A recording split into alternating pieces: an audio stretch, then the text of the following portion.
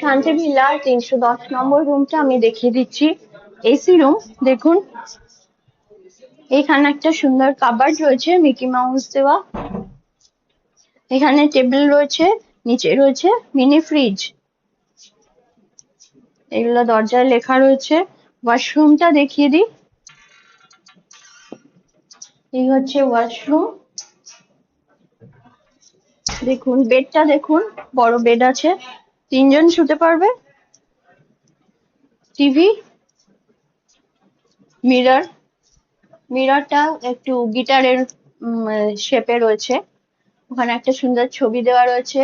AC, এইখানে একটা sofa দেওয়া রয়েছে, এইখানে একটা টেবিল রয়েছে, আর চার্জিং পয়েন্ট বেশ অনেকগুলো, একটা পাখা রয়েছে। আর এই যে দেখুন কি সুন্দর কালারফুল এই লাইটিং গুলো, পুরো রুমটাই ভীষণ সুন্দর লাগছে দেখতে।